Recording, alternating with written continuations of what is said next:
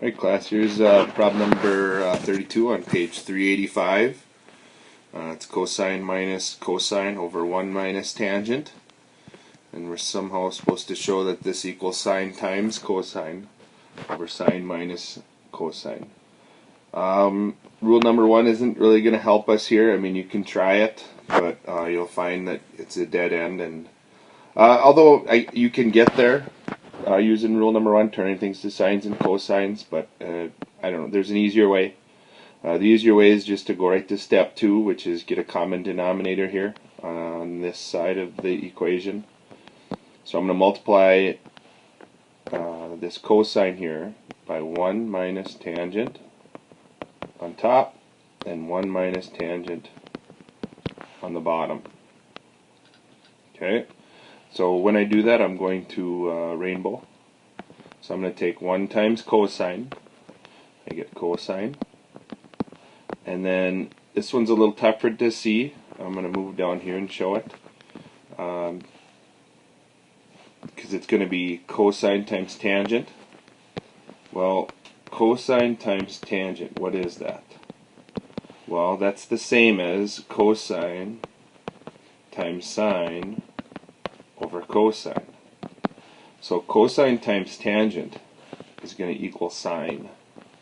So here I've got, again, cosine times 1, and then cosine times tangent, which will give me a negative sine. And then minus cosine.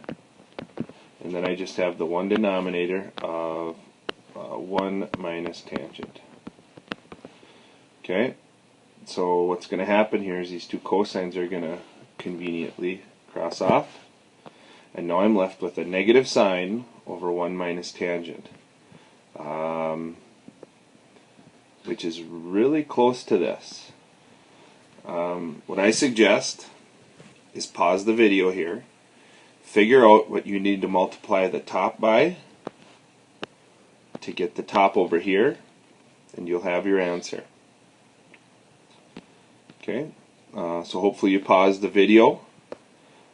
But actually our next step is pretty easy. All we got to do is multiply the top and the bottom of this equation by negative cosine. Negative cosine. Because negative cosine times negative sine will give us our sine cosine on top. I'm running out of room here. Not used to this format for the video. Sine, cosine, there we go. And then on the bottom, negative cosine times 1, well, that's negative cosine. And then negative cosine times negative tangent, well, if cosine times tangent is sine, negative cosine times negative tangent will be, they're both negatives, will also be sine. Which is what we have up here. Okay, so there you go. There ends the proof. I hope this helped. Pretty difficult problem. There's other ways to do this problem. I think I've seen students turn that to sine over cosine, tangent sine over cosine here, but to me that it just takes a little longer.